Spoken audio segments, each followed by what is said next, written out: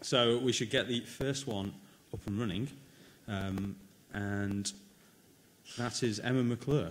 I see it, and there I go break my own rule about it being first name only. Aha. Emma's going to tell us about Go Away HRA.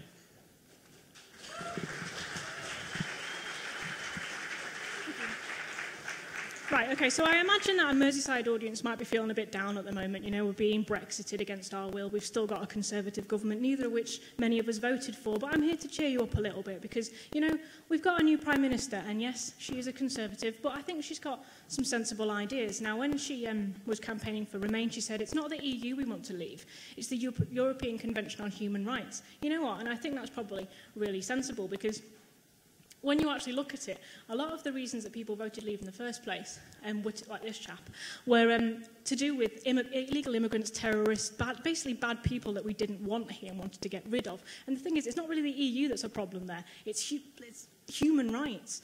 For example, there was a time that she told us about that illegal immigrant who got to stay in the UK because of his human rights, because he had a pet cat. Absolutely ridiculous. Now, obviously, if you actually read the judgment, it turns out he had a long-term human partner. The government had actually misread their own rules, and the cat had absolutely nothing to do with it, probably why he's looking so upset. But, you know, Theresa May told us it was because of the cat, and that's absolutely ridiculous. You can't let someone stay because of a cat. And then, of course, there's lots of other people. I mean, there's this guy, Abu Qatada. It took 12 years to deport this guy for hate preaching to children, just because we're not allowed to send people places where they might get tortured. It's just completely unfair. I mean, he did eventually get sent there, but I mean, that's not the point, okay? And then there's this guy who's, I mean, he's got a hook for a hand. He's clearly a really, really bad guy. And again, it took a while to get him deported to America. Just because of his human rights. It's Abu Hamza, by the way. He's now serving life without parole in America. And, I mean, human rights means we have to treat prisoners like human beings. The European Convention said that we have to give them the vote. I mean, and why on earth would you want to, with a prison population, almost all of whom will be released at some point, why would you want to engender in them a sense of civic responsibility? That makes no sense. And, I mean, it was so bad that it made David Cameron feel physically ill. If you remember, he said that at the time when the judgment came in. And I imagine he's probably feeling a little bit more unwell these days, but still, prisoners are clearly not human beings. And then there's Turkey. So a lot of people who voted to leave, a big reason was they didn't want Turkey joining the EU, or they didn't want to be part of an EU that Turkey was going to join because of all these people that are going to come in, these scary immigrant people.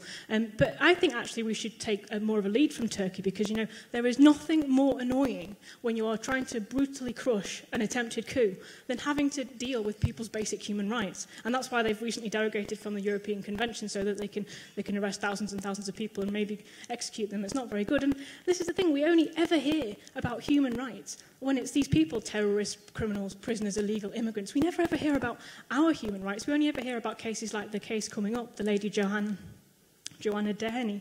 She killed 3 people. She is serving a whole life term in prison at the moment, and she took a case to the European Court of Human Rights because she was feeling a bit sad because she was all alone in prison. And I mean, she lost that case, and the government won almost all of the cases, and there was no public funding that went into that. But still, I mean, it's completely ridiculous. We only ever hear about her rights. I mean, when we're going about our lawful leisure activities, like coming to Leaf, having a drink, listening to a crazy person rant about human rights for 5 minutes, going shopping, going to the cinema, things like that, you know, even stuff like, I don't know, going to football matches. My basic human rights are never breached by public bodies, like, say, for example, my Article 2 right to life is never breached by public bodies when I go to things like that. Is it? Actually, the recent inquest decision that happened in April, where there was an unlawful killing decision which overturned 27 years of lies and cover-up about what happened at Hillsborough, primarily that was as a result of the families and their tireless efforts to get that narrative overturned over all of that time. But they wouldn't have been able to get where we are today if it weren't for Article 2 of the European Convention on Human Rights. The reason being that once it came into law in 2004, it meant the inquest had to be what's known as Article 2 compliant, and that meant that they had to cover more broadly the circumstances as to what had caused the death rather than just the mechanics of how someone had died. And therefore, the recent inquest could look at all of the circumstances, all of the cover-up, all of the ridiculousness from the police and other public bodies, and finally get the justice that the 96 deserved, and hopefully some more prosecutions along the way. And so that's actually why human rights are actually perhaps a good idea. And if you hear any sort of dodgy arguments about it moving forward, as we go forward with Theresa May's prime ministership, and perhaps people start to talk about leaving the European Convention on Human Rights, I'd ask that you remember Hillsborough and remember that human rights are actually for all of us. Thank you.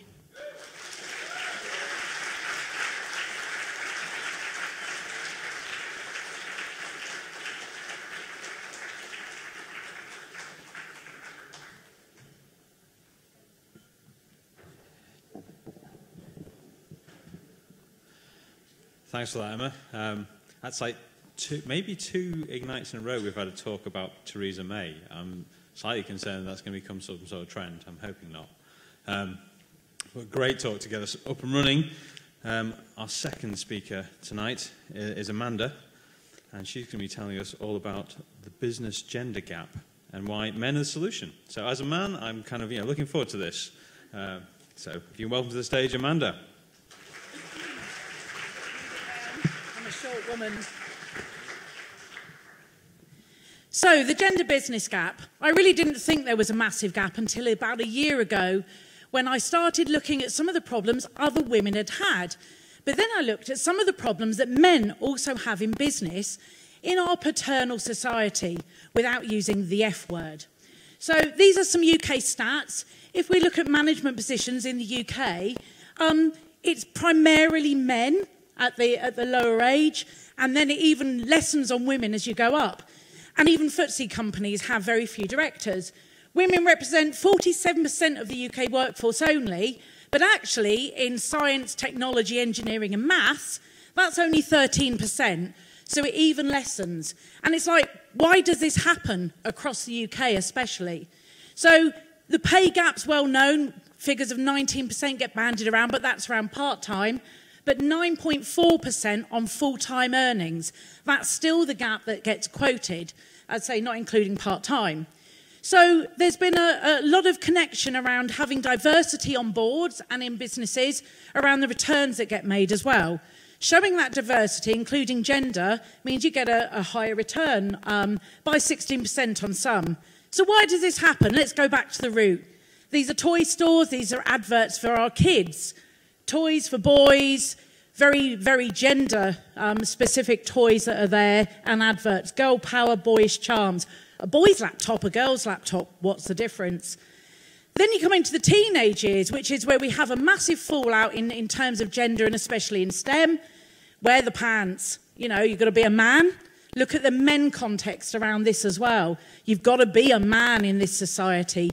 Be a real man. And then the confidence starts. In terms of teenagers, girls drop dramatically. So in high school, they drop their self-esteem by 3.5 times more than boys do. And then if we look at becoming an adult, terms such as yummy mummy, our society uses terms such as man up, be a real man. And if we look, girls checking out men, men checking out girls, not women. These terms, when we move into business, these terms get associated with women who are bosses, women who are assertive, women who are leaders. Bossy, nag, feisty. Do you ever hear these mentioned about men? And then if we look at reviews, we have an unconscious bias. So men get better reviews than women because of that unconscious bias. If you're a man, you like the men, they're like you, so you give them a better review. Women tend to get more negative feedback in their reviews, figures have shown. And also when it comes to investment, they will go with a man who's an entrepreneur rather than a woman, for example. And if you have an applicant, male names get treated far better than girls' names and women's names, even though they might be of equal level. This was a business networking I went to, networking event. These girls here, these women, they're senior business women, yet the guy said, these are gorgeous girls adding glamour to the event, completely looking at and depreciating what they are and why they were there, which shows our competence over time. Females perceive competence over time doesn't elevate as much as males do. And history, the Old Boys Network, is how we founded business over the years. And how do we break that? How do men break that and involve women and break that gender gap? because we can see that large network that men have. And these are some of the terms, these are things that men have to think about too. So they have a critical role to play, as it says. They need to champion the terms that are used. How many of us, even women, use the girls in admin, for example, and look at girls in the roles that they play, rather than think, actually, that's a boss, that's a leader that's there. Think about children, how we look at their rooms. When you're waiting for your baby to come and you have a test, girls wear pink, boys wear blue. But this is a really good way of looking at it. Is a boy, a toy, a boy or a girl's guide? Do you operate the toy with your genitalia? No? Then it's fine, it's for anyone. If you can, then don't give it to your kids. This is Tim Cook from Apple. He had a lovely statement to make last year when the first woman was on centre stage about a girl he'd been mentoring who was 14. We've given this girl an app to create. And then he finished it off by saying, yeah, a cooking app. Well done, Tim Cook. And finally, we always talk about the male and female brain as being different. Well, if you read the science behind it, that's actually formed as untrue, and gender is just a society construct.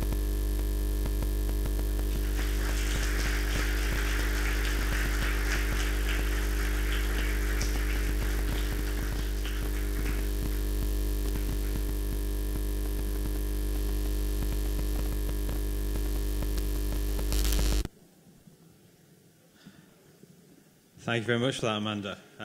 I'm just going to keep this all really short then and let another woman get on stage, which would be much better than me rambling on more. So our next talk is about fairness, and it's from Christine Unterhitzenberger. So I'm going to attempt. I'm going to get some of them horribly wrong later on, which I apologise for. But anyway, if you'd like to welcome Christine to the stage.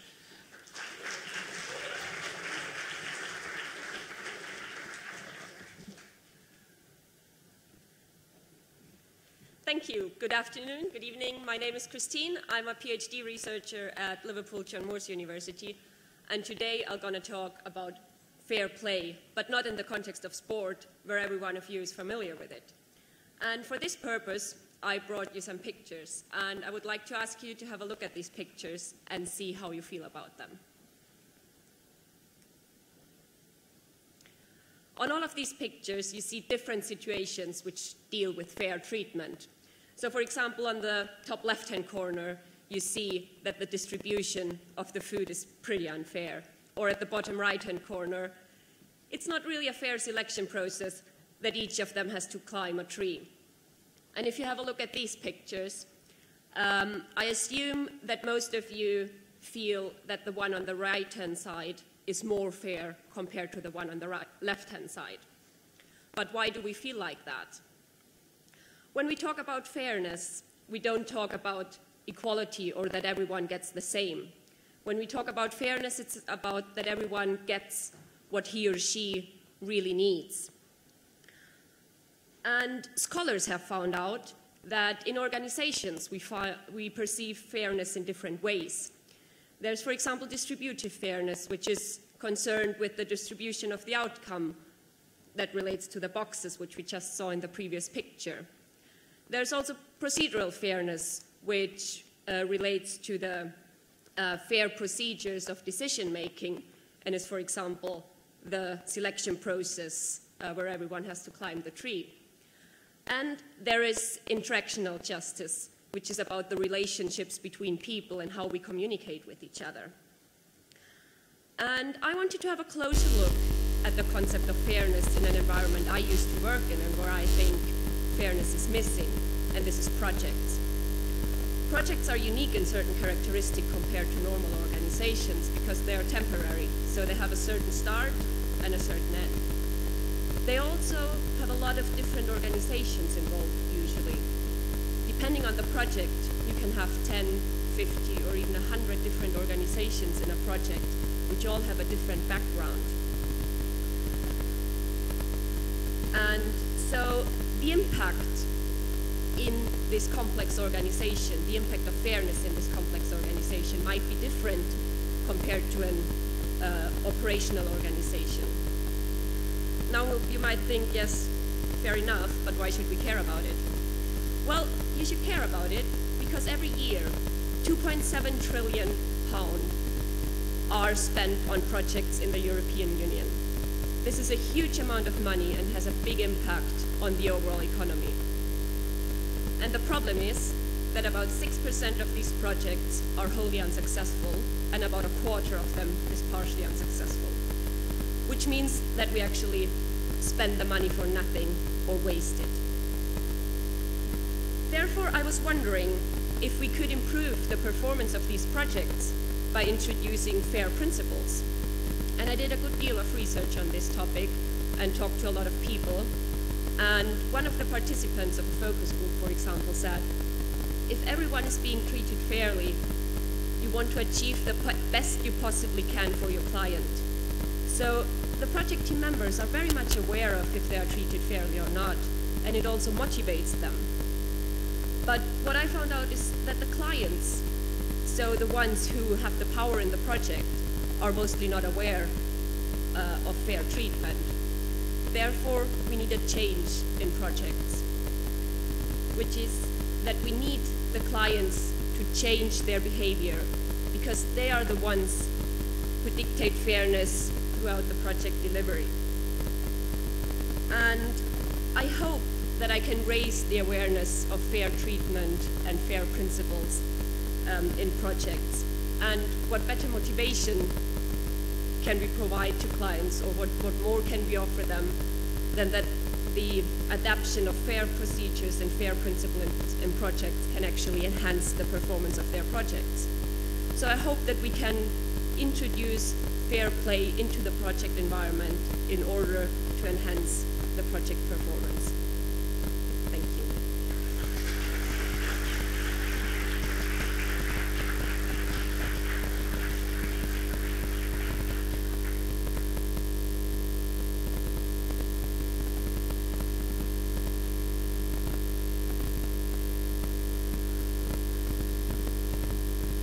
Thank you, Christine.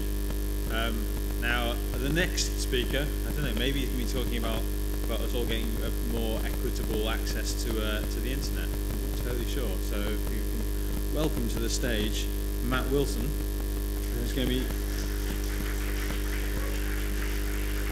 talking to us about the Liverpool Internet Exchange. Hi everybody. So today I'd like to talk about the internet and how poor it is in Liverpool, and why do we have to put up with really rubbish speeds. I mean, we're lagging behind, especially in this city, but especially in the north as well from the rest of the city. What I've created, what I'm basically founded, is something called an internet exchange. An internet exchange, if you can read all that from there, is basically things that brings all these tangible benefits that basically bring better connectivity to Liverpool. It's lower latency, it's better content. It enables our traffic here to stay local, so when we're communicating together, peer-to-peer messaging, delivering content, watching our Netflix movies or updating your Facebook status, all these different things, it all takes time. It depends on the quality of the connection, it depends on how far you're from the exchange and things like that. This is a diagram of exactly how it works in terms of just three parties. You connecting to the internet via your ISP. We want to bridge that connection. We want to make that connection better and faster and bring the internet closer to you. So IX Liverpool is something that me and a handful of people have put together in Liverpool. We want to make this happen. This is not a business. This here is what London have done in terms of London Internet Exchange and what they put together in 1992. That's actually inside an Internet Exchange. That guy who looks like he's doing something with his hand, which is really funny. Okay, that is really the centre of the internet. We want one of them in Liverpool because we can get better and faster internet connections, basically. So how were we set up? We were set up basically in January this year. We put together a simple board of people, a company limited by guarantee.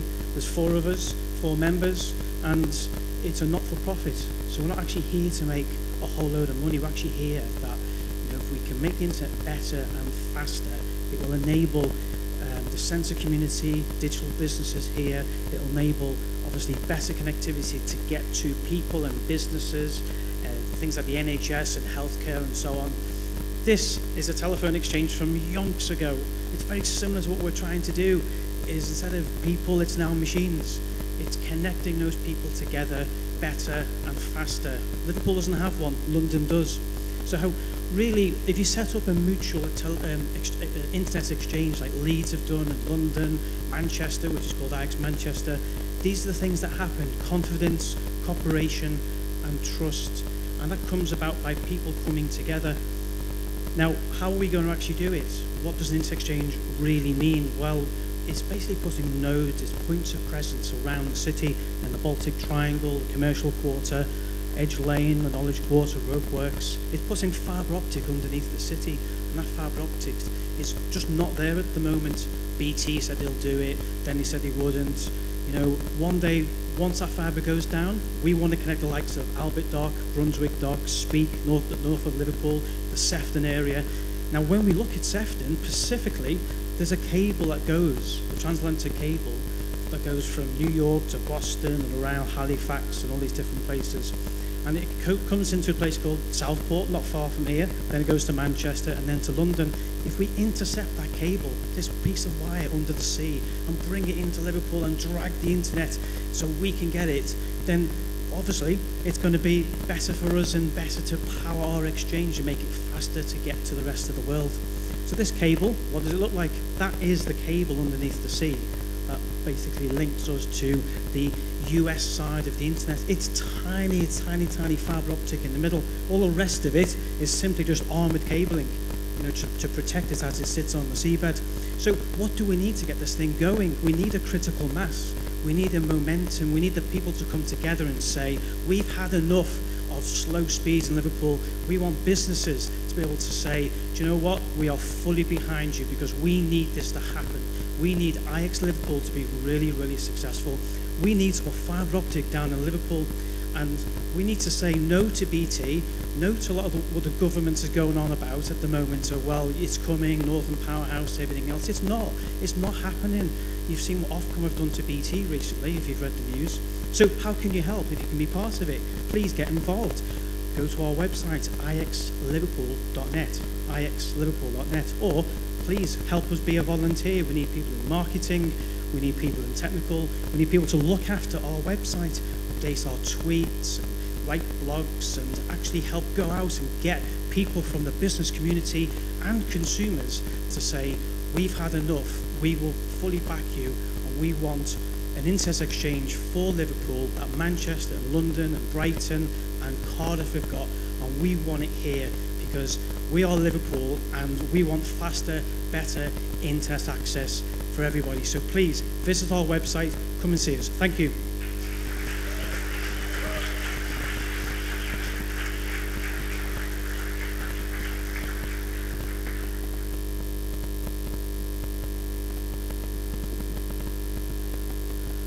Thanks for that, Matt. Keeping an eye out for Matt heading out down the Mersey in a boat with a big pair of wire cutters. If all the internet suddenly goes off for a bit and then comes back on but faster, you'll know he's succeeded. So from access to the internet, we're now going to talk about access to finance. And so if you can welcome to the stage Sav Neophytou to talk about access to finance. Adrian. Right, well, four speakers before me and not a swear word amongst them, so this is going to be very difficult for me. I swear a lot. When I put this presentation together, the 27th of July was a long way away, and now I'm here, and I've got no idea what I'm doing here because I actually thought I was coming to a tech meetup.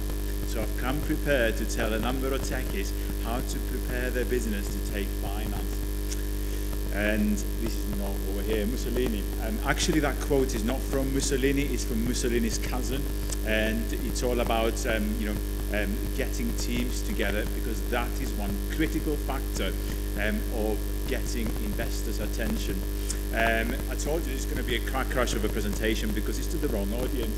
But nonetheless, it's going to end up with a joke, so that's okay. Did I tell you I swear a lot? Shit. By the way, the slides are not going to match either, so So I'm going to just tell you what the gist of the presentation is about. So whatever the slides say, just ignore them. Shit, I'm doing this in Liverpool as well. This is, you know, a place of funny people. So if you want to be an entrepreneur, ask yourself, do you really want to be an entrepreneur? It's really hard work. Not many people have original ideas, so think again. It's really, really hard work. If you decide that's what you want to do, choose your team very carefully. And the previous slides would have given you some ideas about why teams are important. I'm sure you can ask Adrian to send you the slides, and it's going to be really helpful. And if you get your team together and it's the right team, then make sure you stay together. My son's favorite song is Stay Together from Take That. No relevance to any of the slides. And if you do all that, then absolutely go to the next stage, which is really get that finance, get tanked up, okay? Get the right amount of finance so you can actually fuel your ambition and your business to go forward and find the product market fit. See, that slide did match. That's great. Did we have the slide about Victory having 100 fathers and success? Shit, that's the wrong place. And defeat is an orphan. That wasn't by Mussolini, by the way. We've had that slide, haven't we? Teams. It's really important to get your team together, and you know you're going to be working very long hours. You're not going to be working because you're here to get. You're not tech people, are you? No. Shit. I've just seen my son's headmistress. This is not good. Make tax your friend. If you are an entrepreneur and if you're actually going to start a tech company, apply for things like SEIS. If there's one serious message, if you really want to actually get a business together, it's a very quick application. My details are on the slides, on the last slide after the joke. Just contact me. I can help you how you can get your advanced assurance from HMRC. If you get your SEIS advanced assurance, you can probably get finance. Make tax your friend. And that will mean that you're going to get finance. That's a really important message. There is a joke coming up very soon. It's about not this.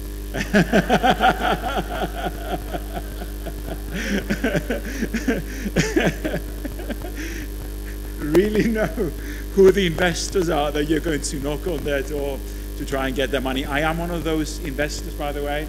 I'm one of those, in a previous life, one of those lovable cretins called a banker, and I'm now trying to finance companies. So if you do have a startup and you're looking for finance, contact me. Where's that fucking joke?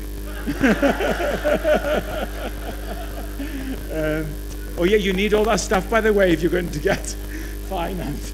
You need a slide deck, and you've got all those things, so you can go and see investors like me. So you've got all of those things. Is very important. As for the slides, I'll send them to you. Adrian, you can send them as well. Where is that joke? And you're going to get a term sheet. If you actually do get investment, it's a legal piece of document that is really complex, but really it's actually there to protect both sides. So don't be fighting the joke. First he warms up our bowl, and now he's feeding us, and you thought that he wasn't friendly. So that's really about finance and and investors and what they do. Yeah, make contact. No, you're not, are you? Anyway, that's me, Dan. If you're an entrepreneur and you're looking for finance, please make contact.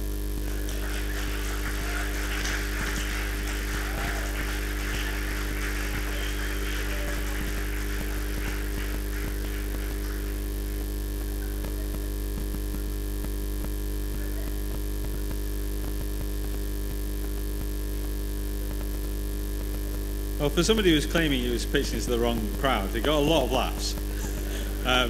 And we have got some startups and stuff here, so I wouldn't be too worried, Sam. Like, you know, and part of my reasoning behind Ignite is always we just get loads of really diverse crowd of people together, because you need all sorts of different people to start a business. And who knows what's going to be discussed. I suppose now you've seen all those slides over the break in the interval. You can, form a group with somebody else, start a startup, and then, just remember to think of Ignite when you're doing your share issuing. Right, okay, on to the next speaker. Our next speaker runs a tech company. So there you go. You see, there are tech company people in the and they're on stage in a moment when I shut up and let him get up here. So if you can put your hands together for Luke Walsh, who's going to be telling us about Planet of the Apps.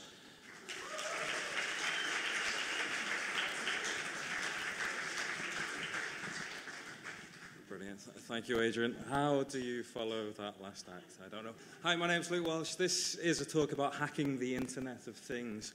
So I am the managing director of a small company in Liverpool, and you may be asking yourself, what is the Internet of Things? Well, there are lots of things in the world. The Internet of Things is a way of connecting those things to a data source and putting them all together. So I'm going to talk about hacking the Internet of Things, in this particular case, cars, windows, keys, cameras. But hacking didn't start now. It's been around for a long time. Back in the day, Target used to have a phone system, the PA system that you could connect to from a phone. So people used to phone Target, asked to be put through to line 152. And then they had complete access to Target's PA.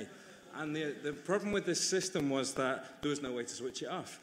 This is a very recent hack where a person could take over a car from anywhere in the world, a Jeep, through their web browser and press the brakes. So you've got to be aware. Has anyone here got Windows 10? Now, Windows 10 has a feature called Wi-Fi Sense. Make sure you switch this feature off. It shares your Wi-Fi passwords with your Skype, your Facebook, and other friends. Car keys, there's two ways to hack car keys that have been shown. The first one is called a replay attack, where you take the random number and you replay it back to the car. The second one is called a relay attack, where you amplify the signal of the car key and put it to the car. Samsung recently asked people not to have private conversations in front of their television. This particular Netgear IPTV camera, someone bought one, sent it back to the shop, and then could watch the new person who bought it. This is an internet-enabled toilet with Bluetooth. It turns out the password is 0000, so if you want, you can flush it however many times you like. Here's some silly internet things.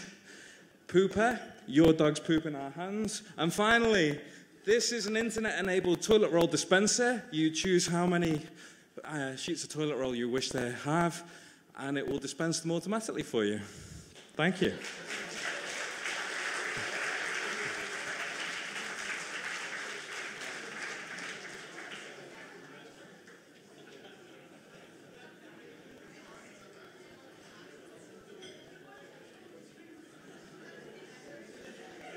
Thank you very much for that, Luke. Does anybody know about the Internet of Things? I don't know. I haven't stood up here and got everyone talking about the Internet of Things for the last 5 years for nothing. Anyway, right. We're getting towards the interval now. We've got 2 more speakers to get in for you before you get a break. Oh, but apparently we have a problem. Oh, we don't have a problem. Wow. See, just by me just saying the words, it's fixed it. Anyway, sorry. Our next speaker is Roberto Venado. Did I get your surname right there? Excellent. Yes.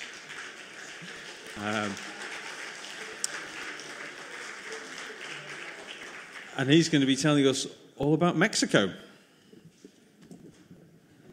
Thank you.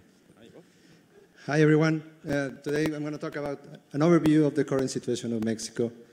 And I would like to talk about more beyond the basic topics about Mexico, like tequila, the sunshine, tacos, burritos, things like that. That's it, Cancun. So this is because since my first days here in Liverpool, many of my friends have asked me particular questions about, is that real that you have to have a gun to be safe in your country, or is that true that you are facing a lot of problems? Yeah, we have a lot of problems, but it's not like Mad Max. Yeah, someone told me that, and I don't know how to take that. But can we move? Okay. And first, I would like to talk about the basic geography of Mexico. The area of Mexico is around 2 million square kilometers, and the population is around 120 million people. which make the 11th most populous country. And the tiny red point in the bottom is the size of Mexico City. When you compare the whole area of Mexico and with Mexico City, you make conclusions. You can start conclusions about one of the problems is the size of the city. But why that location?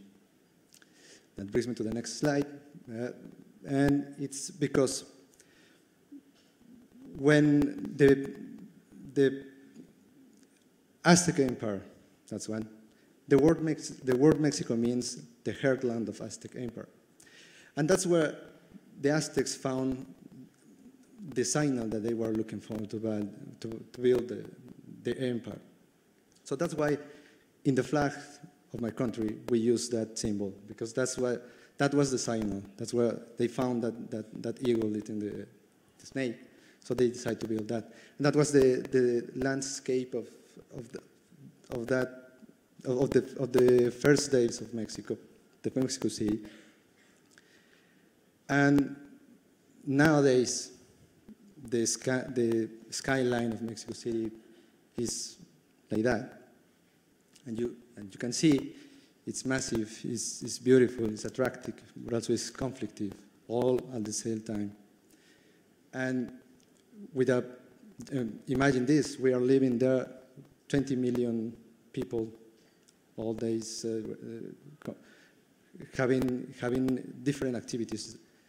But it's a nice place to live, because nowadays we are making a lot of changes in the laws, making a lot of improvements in the education, and yeah, this is what brings me to the next slide. With one of the questions is, see the face of that guy is facing the problems that we are crowd subway. If I don't back, save my family, I love them. That's what many people think, but it's just in the peak hours, not all at the same time. And I think that many of the Mexicans' problems is, the root of many of the Mexican problems is education. Not only because the government has been so stupid in years ago, but also that many people is not having the same opportunities. We are having problems with the opportunities, but that's why many students, many Mexicans are leaving the country to make this, to reduce this gap. And that brings me to the worst and the most terrible problem that we are facing now is drug trafficking. And when there is demand, there will be supply. That's it. There is no government that could stop this problem. Imagine this. The drug dealers can buy for 1 kilo of cocaine only for $2,000. They can resell it in Mexico to have a profit of $30,000, and they can resell the same kilo, again, the same kilo, to have a profit of $100,000, all of this kilo. So my message is, we don't like to hide the problems, we like to face them, and we are here and in many different parts of the world to learn how to improve them. Thank you very much.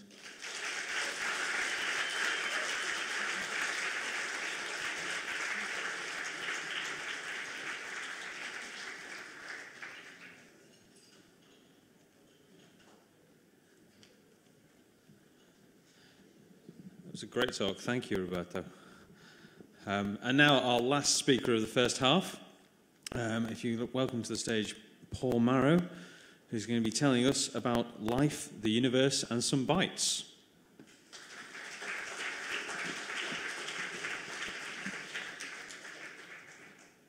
Okay, well, the title may remind you of a book by the late, great Douglas Adams, but I'm actually going to talk about inspiration from somewhere else, which is to deal with computing problems, and that's inspiration from nature and living things. And this is because getting to places can be difficult, even when you're using very powerful computers. And in the real world, these climbers on Mont Blanc found it was really difficult. I was looking at them at the time. But if you look at living things, even where people are walking, like me there, you find a lot of different creatures that manage to survive and a lot of different interesting complexity. And people who've been trying to devise new algorithms for computers have thought about this. And the way, especially they've thought, is to think about starting not with one possible solution, but a population of possible solutions. And here's two populations which might be regarded as solutions for finding a waterhole. So one area dealing with populations I'll talk about is evolutionary computation, because this man on this slide, Charles Darwin, thought a lot about evolution, but he didn't know anything about writing software. How does evolutionary computation work? Unfortunately, I bring in here a techie slide, so please ignore all details, but it starts with the population. Various things happen, and the idea is that you go from a large population at the beginning, you apply various processes, and you get to a solution. You have to evaluate something called fitness. What is fitness? Well, you can go to a gym and talk to a personal trainer and use machines to evaluate fitness. And it is a bit like that in evolutionary computation as well, except you're not actually in a gym. Then you can apply a selection process, which I, as a non-vegetarian, can in finding a nice piece of lamb to roast. And that can help you find a smaller population, which is more effective. You've got to do a few other things possibly, which might involve, I couldn't find any images here. Crossover is something which you should know about. You take parts from different parents and mix them together, and mutation goes on all the time. It's going on in you at this moment, but hopefully not harmfully. And what is the result? I'm afraid I nicked this from a poster, so it's a bit complicated. But this was used to drive load balancing in servers by using an artificial market, not a real market, but there are some values there, and there's no real money in it. Where is evolutionary computation today? It's all over the world, but last week it was in Colorado, which would have been a nice holiday if I had the money, but in fact I missed it. There's a lot more going on there. So I'll give you a moment, because this doesn't seem... I've been thinking hard about this talk, and I hope you've been thinking as well, and that's because I'm using a brain. Brains are complicated, and here's a neuron, which is part of a neural network in the brain. This has also inspired computer scientists who've been thinking about artificial neural networks. And coming up, here is a very simple artificial neural network. Think of each of these blobs as an attempt to represent a neuron in the brain, and you put inputs in on one layer, and they go through a network, and they come out the other side. The problem with artificial neural networks is they're difficult to explain. They're called black box algorithms. So here's a black box, because they're difficult to explain what's going on inside them. Another area that's attracted interest is the immune system. This is a real image from a immunology paper, so it's got a load of technical stuff in it, but the important thing is there's loads of cells, and they're helping keep you alive by attacking things that might kill you. And think of it a bit like a Space Invader game, where you might have malware attacking a computer, and an artificial immune system can defend it, because this was the original inspiration for artificial immune systems, and it has been useful. But another area to move on to is swarm intelligence. Here's a termite mound built by termites, who are a real-life form of swarm intelligence. It's a pretty big thing. Termites are small, though. But this has inspired various algorithms. Particle swarm optimization. You take virtual planes, fly them over a complex fitness landscape, and get optimization. It's not one plane. It's not me sitting inside it. And there's no real planes at all. But it does work. Another area is ant colony optimization. Here, the landscape is irrelevant. It's how the ants share tasks and get a solution to a bigger task, a bit like real ants. The trouble with swarms is they can grow to take over a 5-minute talk, and you can run out of time. So eventually you have to stop, but life goes on. So that's the end of my talk.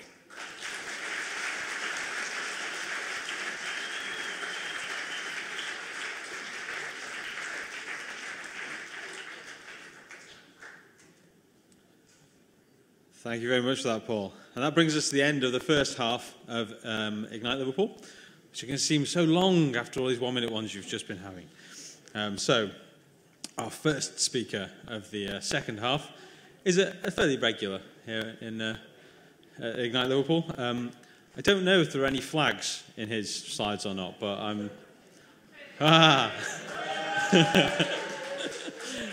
What a surprise. So if you'd like to welcome to the stage Dr. Tom, who's going to tell us, it's just a post-EU referendum rant, apparently. Yes, of course, I've got a flag. Right. Now, I don't know about the rest of you, but I am absolutely furious about the EU referendum result. And I thought, what better place to have a lovely rant than right here at Ignite. Now, the first thing I need to do is put on today's date. Today's date is the 27th of July 2016. And I'm doing that because so much has happened in the month since the referendum that what I'm going to say in the next 5 minutes could be completely obsolete by the time the people of YouTube end up watching this. So, a brief history. You may remember back in the 2015 election, David Cameron decided in his infinite wisdom to offer an in-out referendum on EU membership. I think he was expecting it to use it as a bargaining chip in coalition negotiations, but that didn't happen because the Tories won a majority. So we had the Leave campaign promising £350 million a week for the NHS. Remember that? £350 million a week for the NHS, warning Turkey was about to join the EU and saying, take back control of our democracy. That's what we need to do. Don't believe Project Fear. And then the results came up. We all woke up to them on the morning of the 24th of June 2016, or you stayed up all night watching them and just watched the world disintegrate, which was a horrible experience. And the aftermath started pretty much straight away. Project Fear ended up being Project Reality because everything that was going to happen did happen. So £120 billion wipes off the FTSE, the pound loses 10% of its value against the US dollar, and we had the unfortunate rise of post-Brexit racism, and Britain became an international laughingstock. So everyone in the world was sort of looking at us going, they're not going to vote for that. Oh, they have. Ooh. Yeah. And so straight away, David Cameron resigned. The person who gave us this referendum didn't stick around for 5 minutes to try and sort out the aftermath. So we ended up having a Tory leadership contest between champion of human rights Theresa May and Andrea Leadsom, who, if you ask me, is what you'd get if Dr. Frankenstein brought a Daily Mail comment to life. But she dropped out of the leadership contest because she wasn't happy that people reported things she said. So Theresa May ended up running unopposed. So we've now got a Prime Minister who not one member of the public voted for. Hooray, democracy, take back control. It was incredible because people just failed to predict the referendum results. Pollsters, the polls came out, sometimes it was for, sometimes against, but the bookies gave us some sucker by saying, by giving odds as long as 11-4 for Leave. But they got it wrong. And if you ask me, it's because they underestimated how stupid the British public can be. Loads of ways you could be stupid, but people saying things like, I didn't think my vote would count. And yeah, I voted Leave, but I'm shocked that we actually have. And don't get me wrong, I'm not going to say that everyone who voted Leave is stupid. But one thing I would like to say is that, yeah, there are reasons not to like the EU. But voting to leave the EU because you don't like, say, Juncker, that would be like voting to cut your legs off because you don't like your trousers. And we've also seen this very, very ugly rise in post-Brexit racism. Hate crimes reported up 42%. I'm sure that's just a coincidence. And the absolutely horrible phrase, get out, we voted Leave. And so I'd like to address people who will say to me, oh, you're a sore loser. You just got to get over it. No, this was not a football match. You can't just pick yourself up, dust yourself off and go again next year. This is going to impact us for decades and we've got to do something about it. And another thing they say is, why don't you just accept it and be positive? Why don't you look on the bright side of life? So, what positive? If you've got any positive, please tell me, because my word, do I need a positive right now. So, excuse me. Right, but people are fighting it. You've got the Labour MP, David Lammy, who says that it would be madness to implement Brexit, and he's completely right. Lib Dems are making it an election issue. They're going to try and stop Brexit somehow, not entirely sure. But the main problem I had with the Leave campaign, it was built on lies, not a little white lie here and there. It was just built on lies. Remember that? that leaflet we all got through saying that Turkey was going to join £350 million a week for the EU. And I have a huge problem with this, and I'm sorry to go Helen Lovejoy on people, but I think, well, you know, what are we teaching our kids? We're teaching them that lying's okay. I'm terrified that one day my young daughter I'm going to go to her and go, you said you brushed your teeth. Dad, when I said I was going to brush my teeth, that was one of a series of promises that were possibilities. Yeah. The thing is, Leave voters were conned. If you left because of the 350 million or you're afraid Turkey was going to join, you were conned. Imagine if one of these guys sold you a Ferrari and delivered you a Trabant. You would be there demanding your money back, and I think you should be able to demand your vote back as well. And Brexit really must not happen. Thank you.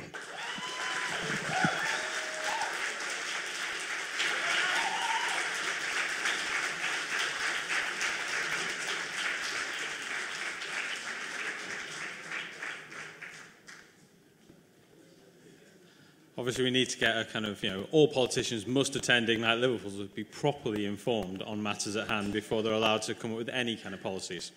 Right, okay, on to our next speaker. And another previous speaker as well.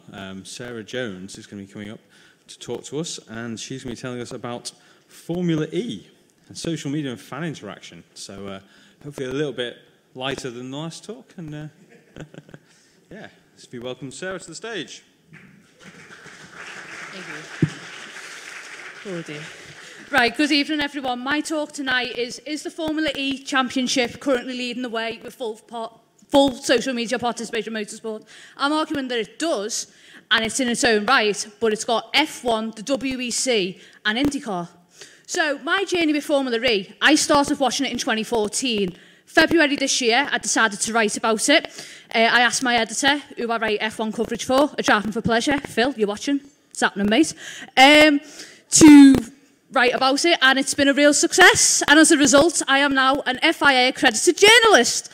It's took me 5 months. I'm very happy about it. So as a result of this, I've been followed by my team on Twitter, who are sadly no more because they've just been bought out.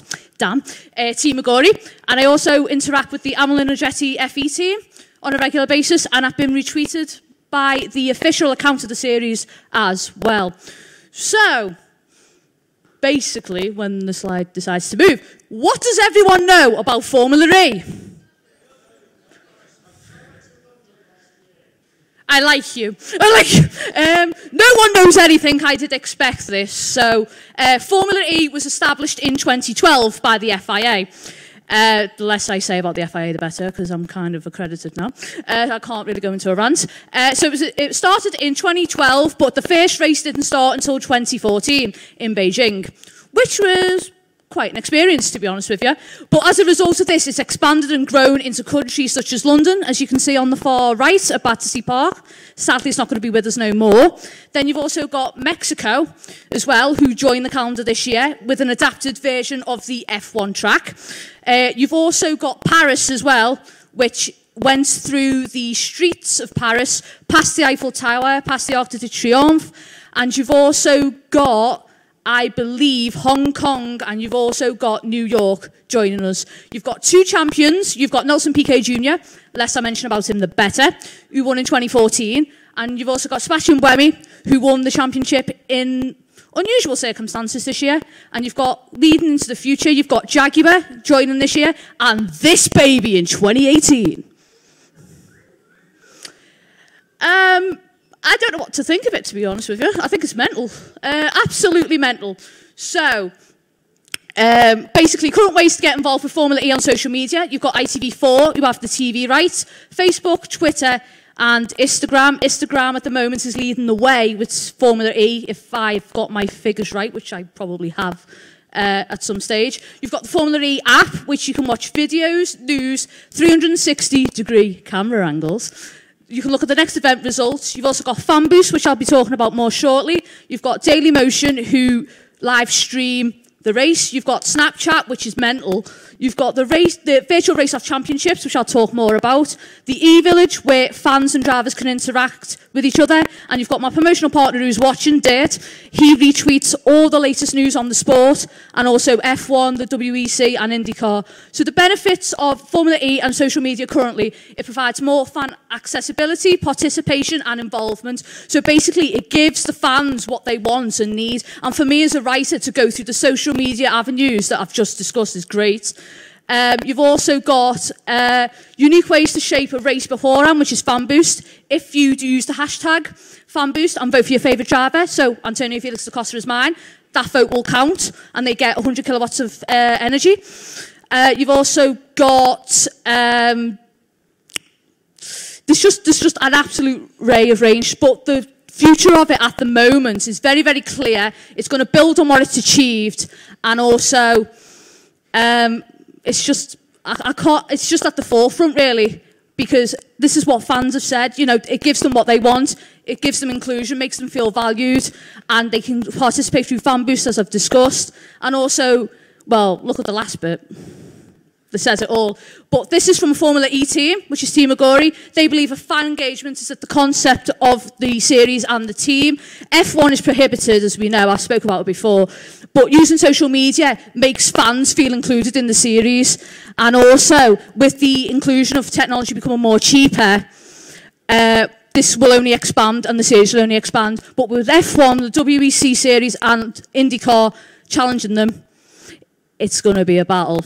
But in conclusion, are they at the forefront? Yes, they are in their own right, but they do have challenges. And if they continue to do what they've achieved so far, the future is bright for the series. Thank you very much, and good night.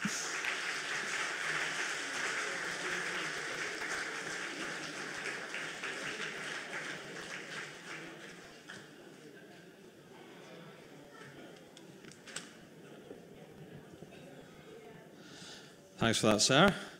So from cars and technology, we're going back to nature, I think.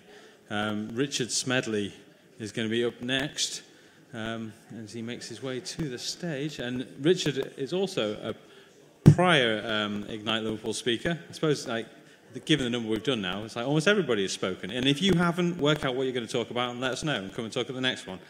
But anyway, Richard is going to tell us about the Triffids and the fact that they're already here. Right. Hi there, thanks. Now, ladies and gentlemen, I don't want you to worry too much yet, but for those of you who missed the 1951 novel by British science fiction pioneer John Wyndham, or the 1961 film, or the great BBC series 20 years later, don't panic yet, okay?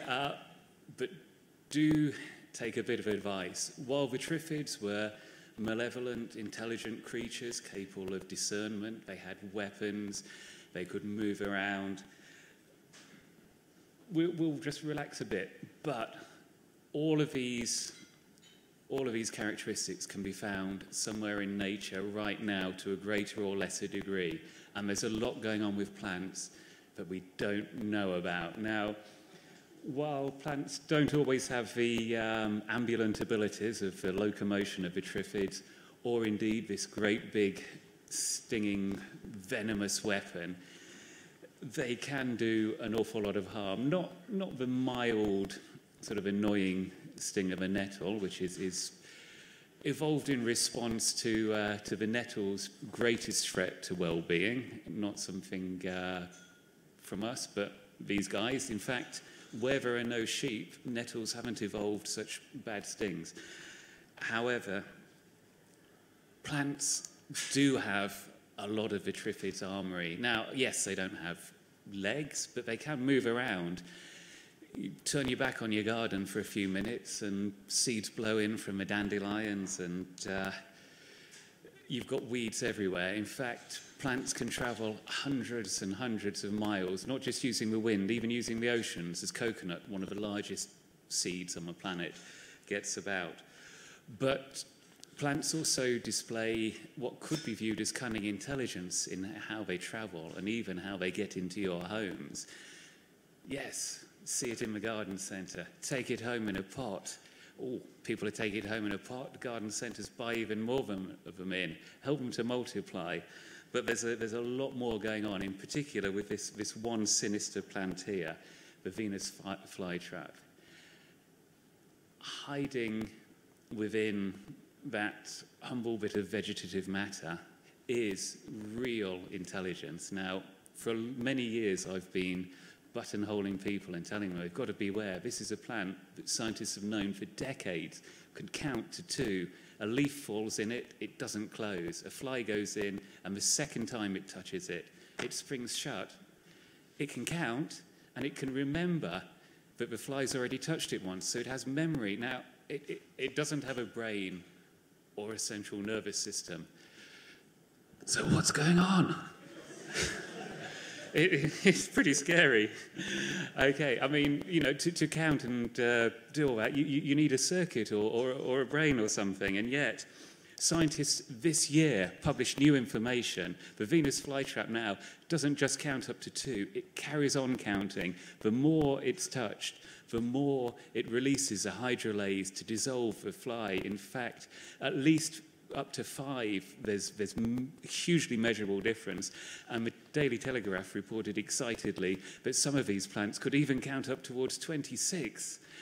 That's a lot of circuits, brain power, something hidden away. Now, okay, they're very small plants, but there are big carnivores out there, even if they seem sort of quite mild-mannered, like the horse chestnut, which, with its sticky buds and leaves, as well as dropping conkers, it can catch flies and dissolve them. It's not its major food source, it's a hobby.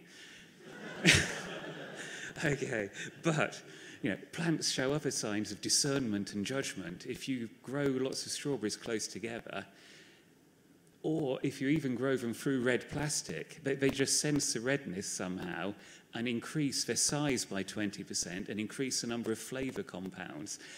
How do they know? And down below the soil surface, where half of the plant's mass is located, plants are communicating through miles and miles of mycorrhiza, of fungus living under there. It's the plant's own internet. So now we should be panicking because we don't know what they're saying to each other. So just you know, we'll try and keep it calm, but beware, there could be something going on. So if you're going to talk and try and find out more about this as well, make sure you take the houseplants out of the room first, because they could be listening to. Now, it was just the Venus flytrap that started me off on this research, but now I'm terrified, and I'm just gonna go and hide. Thank you very much.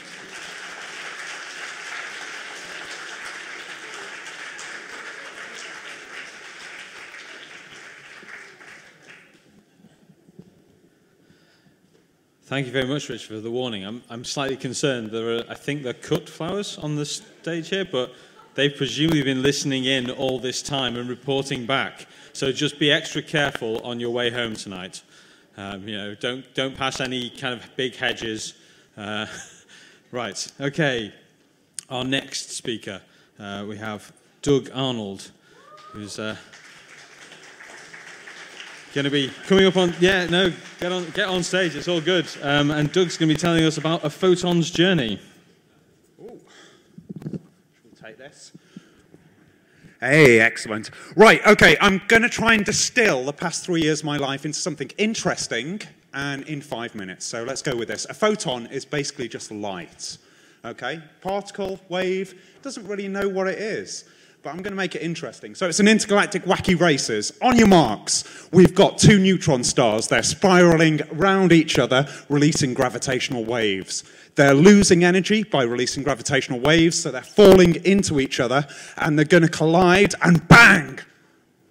The race hasn't started yet. We're getting ready. They collide, and they're going to produce 2 massive jets, coming with the magnetic fields of relativistic material coming out of these. Bang! Like that, okay? Here we have like a klaxon of the race starting.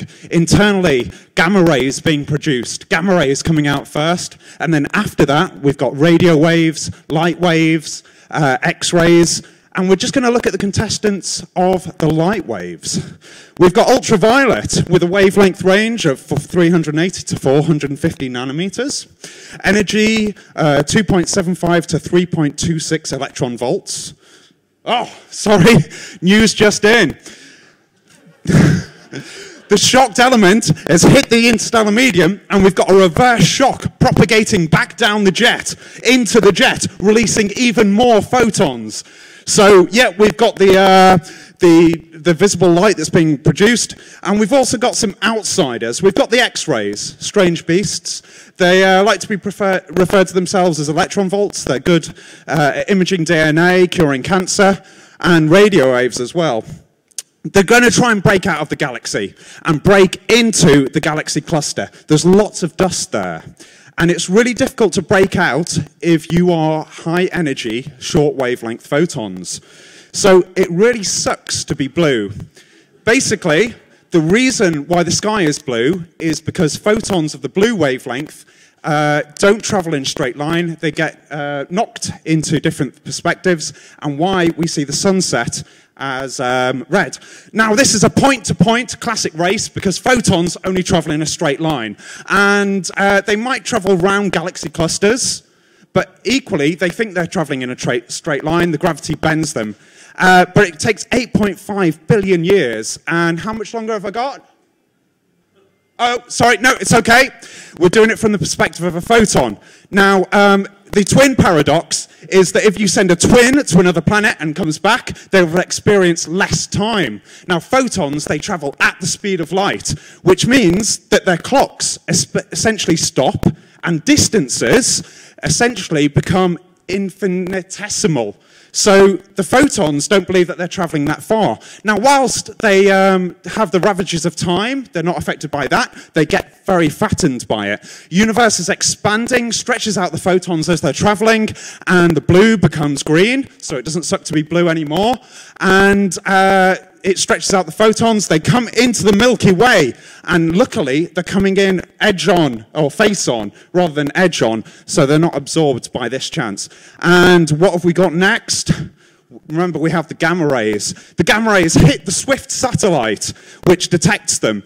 It spins round using classified military technology to face the gamma ray burst, sends a transmission to Earth. The gamma rays can't get through the atmosphere, the X-rays can't get through the atmosphere, the visible does, and wait, yes, we've got La Palma online. It's nighttime in La Palma, and we've got the Observatorio de Roque de los Muchachos Observatory, and that's one of the easternmost Canary Islands, 2,400 meters.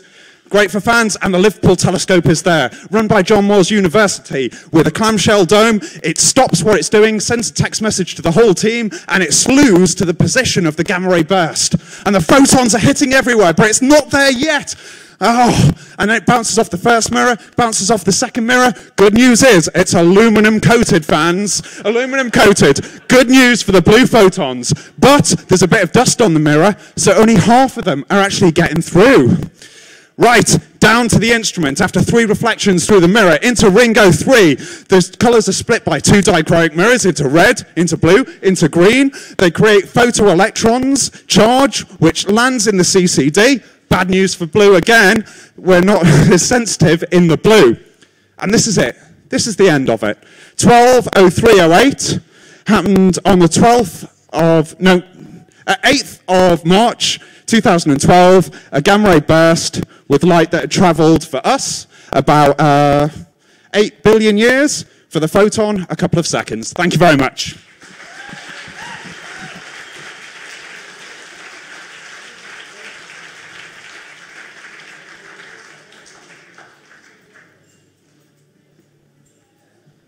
Thank you very much for that, Doug. Why weren't my physics lessons that exciting?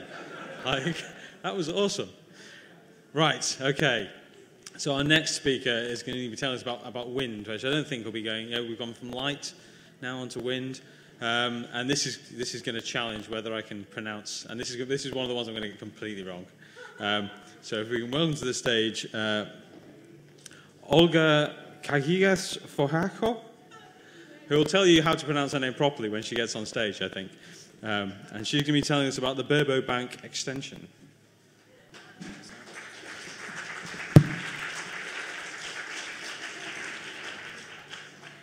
So, hello everyone. My name is Olga Cajigas Fojaco. It's okay. I'm a Spanish person settled in the Netherlands, making a project in Liverpool. How crazy can that be?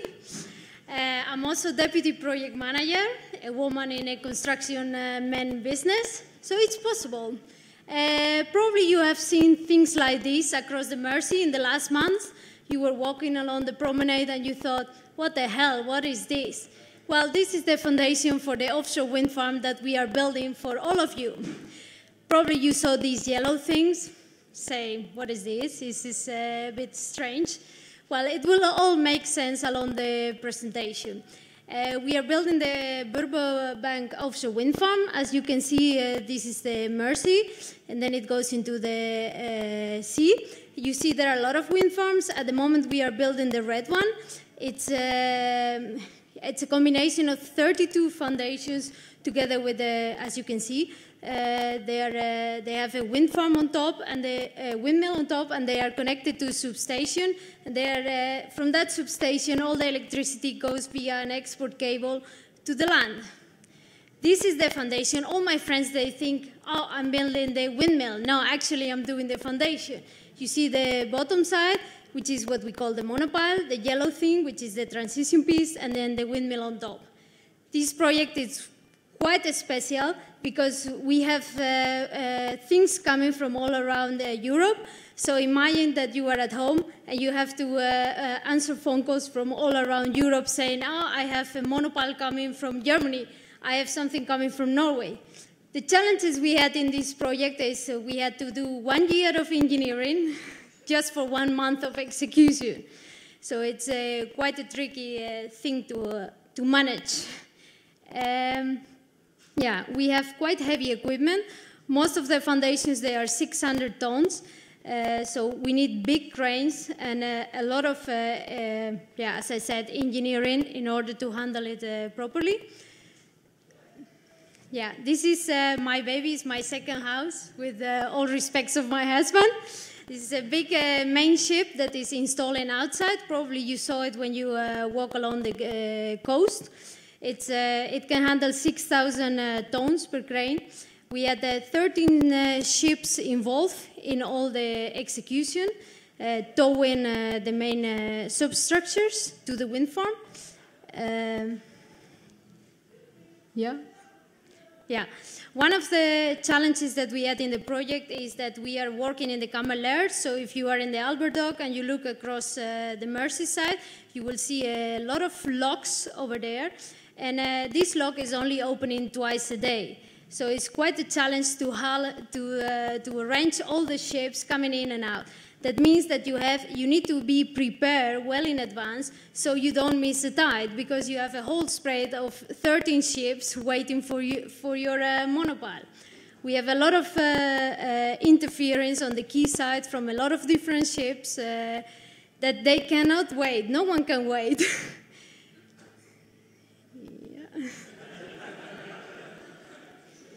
This is probably the picture that you saw if you walk along the quayside. So you saw a big ship. Now you understand what it's all about. It's all for you here. The problem we had is because it's so close to the shore and we have these little nice animals around, one of the biggest challenges of this project is noise. You don't want to hear our hammers in the middle of the night, so I can only work from 8 in the morning till 10 in the night. Another problem, the weather. It's a nice picture, but actually it's not nice for construction and working. It's quite a big, it sounds a bit, in a short presentation, it sounds very easy, but it's quite complex. You need a lot of people like this. 600 people crazy enough to give their lives for a project. Just working 24/7, anyone can call anytime.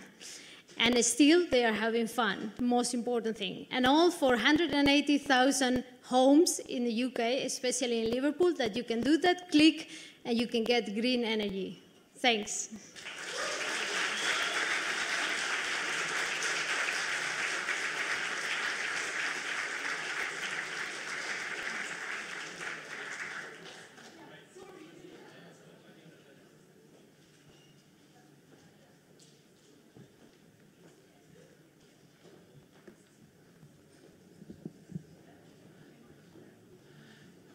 That's great. Thanks for that, Olga. I have got an Instagram video of one of those big yellow things getting towed down the Mersey. So I was like, wow, those big yellow things, whatever they are, they're getting like dragged along the river for some reason. And now I know. It's cool. Isn't Ignite great? So our next, just to challenge my pronunciation again,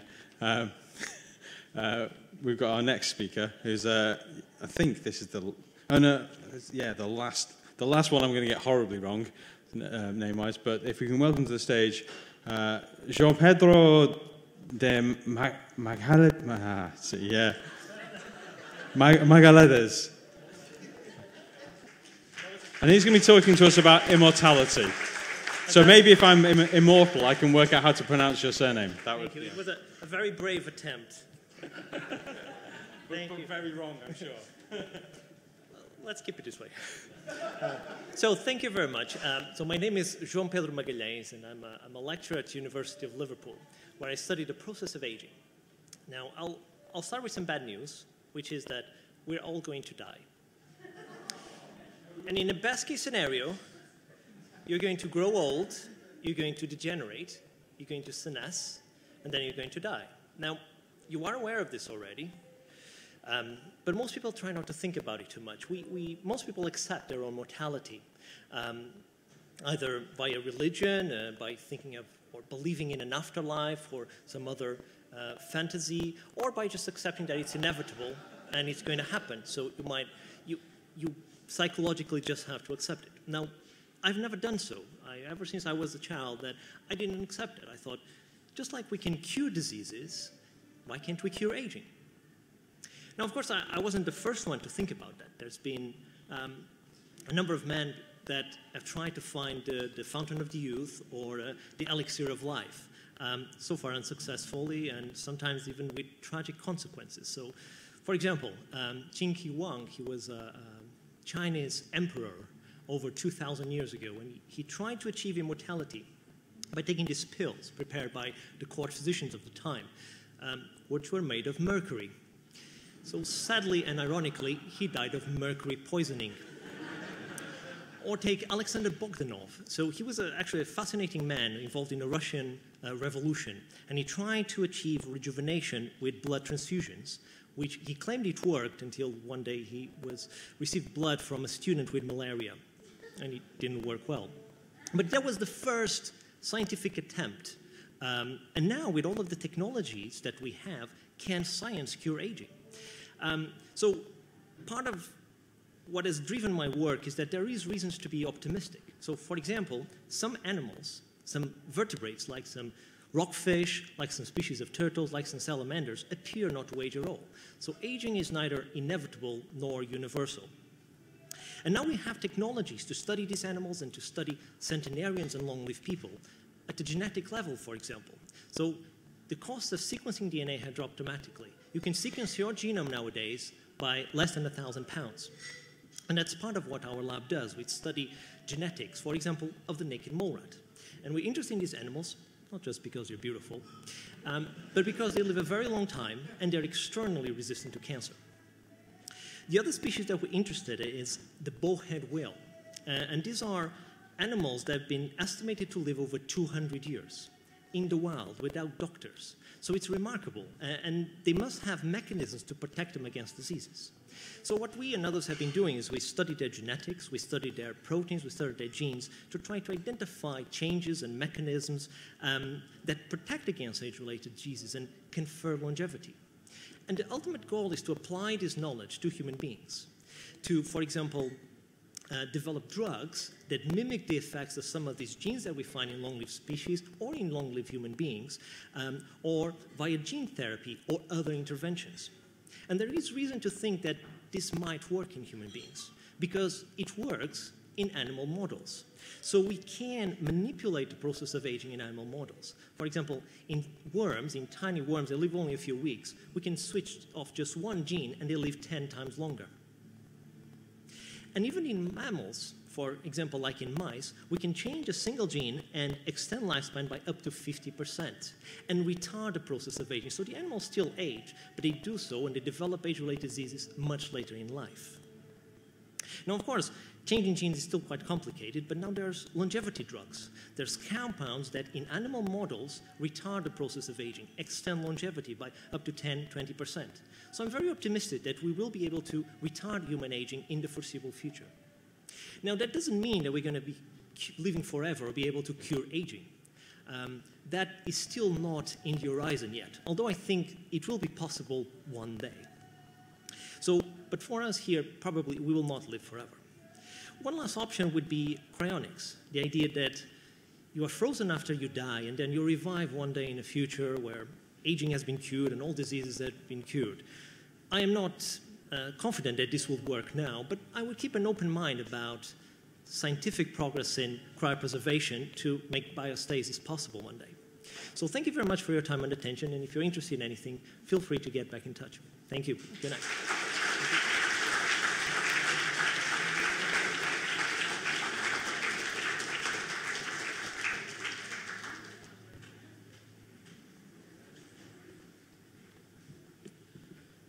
Thank you very much, João Pedro. And now our last speaker for the evening. And luckily, he's got a name that I can pronounce. Just about, probably. It's got a weird accent on in the first name, so maybe I'm wrong. And as you can see, we had a picture of a naked mole rat a minute ago. We've kept all of the nudity to the very end of things. And so if you can welcome to the stage Sean Gleeson, who's going to talk about the Sea of Hull. That's right. As the late, great Salt and Pepper once said, let's talk about non-sexual nudity, baby. A few weeks ago, I was lucky enough to take part in the Sea of Hull. A lot of you might have seen this online, might have heard about it. This is a little talk about what it was like to experience that kind of weirdness. So just a disclaimer up front. You're not going to like a lot of this. If you're a bit prudish, hopefully Marissa, who spoke before, will love it because it's all about positive body image. There are no airbrushes used in this presentation. Now, a few weeks ago, I went to Hull. If you don't know Hull, it's situated on the east coast of England. It's regularly cited as one of the worst places in the country to live, but it was voted to become the UK Capital of Culture for 2017. So upon hearing of this, the Ferrant Art Gallery, which is one of the biggest art galleries in Hull, got in touch with a guy called Spencer Tunick, who did a series of naked pictures across the world. I discovered Spencer Tunick by flicking through the Sky Planner one night, discovering a series called Naked States and going, watching that.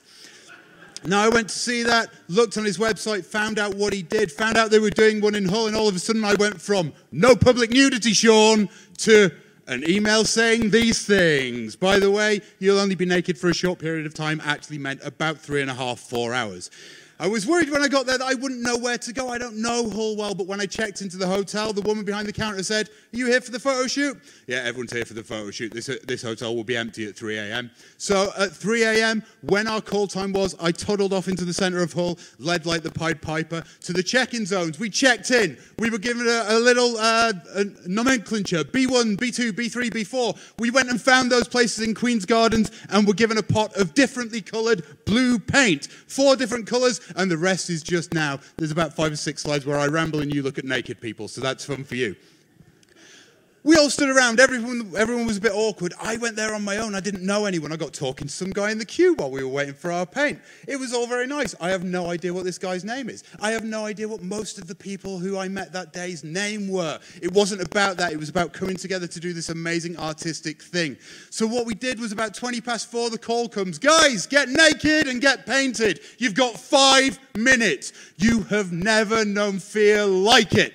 Those first 3 seconds, you're naked. You're out in public. Who knows what that's like? 95% of the population don't, and all of a sudden I did, and I didn't have time to worry about it because I was too busy slathering on paint, getting people to check me. Have I missed a bit? Have I missed a bit? Can you do my back? It was great. We went around all these locations. We were directed this way and that. When we couldn't understand Spencer, because he was up on a cherry picker somewhere, some guy called Steve, who was helping him out, came along, and every time we heard the name Steve, everyone just went, Steve. It was great. It was very British. This is the aftermath. This is what it was like afterwards. This was Hull for the next few days, and this is how it was when you tried to get the paint off. It wasn't about being naked, though. It was about loving the experience, enjoying the fact that there were people there like you that were just out to enjoy themselves, out to enjoy their bodies. I went back to Hull on the Sunday, the only person in history go to Hull twice in one weekend voluntarily. Met the artists, that was me and the artist. Met these people, Sarah, Maggie, Lynn, Dom, Mark, Claire. I'd met them the day before, and this was the first time I knew their names. These people are the first people in history I've actually been able to go up to and go, I didn't recognize you with your clothes on, without it being a joke. It was brilliant. And there was so much backlash to this event, but I know I've done something good when a Westboro Baptist Church spin-off, a nutter who does anti-Semitic videos, Piers Morgan and Facebook are pissed off. If I've done something that have pissed off those people, I have done a good thing. And you see, those people who gave the backlash didn't see what I saw. They didn't experience that feeling of camaraderie, of not wanting to look at naked people, because I could look at naked people. It didn't matter. I have more propensity to look at a girl's cleavage in a bar than I did that day. And this is the other thing they didn't see. The fact that 3,200 people did this. The fact that it generated over £5.5 million worth of coverage for Hull. The fact that these women are pre- and post-op mastectomy people. The fact that a few weeks later, he went to Cleveland and did this in front of the RNC to demonstrate women's power, which Donald Trump has overlooked. And that lady at the bottom was doing it in solidarity. These people out having fun who may never have met. These guys went into Wetherspoons dressed like this to get breakfast. These people were what we saw. You would be walking back to your hotel and you hear a car beep, turn around, it's like, mate, oh, you're blue. But that's gone really quickly, so I just want to give myself the last word because it's my talk. And if this taught me anything, it taught me this. Doing Sea of Hull showed me that literally no one is perfect, but at the same time, literally everyone is. Thank you.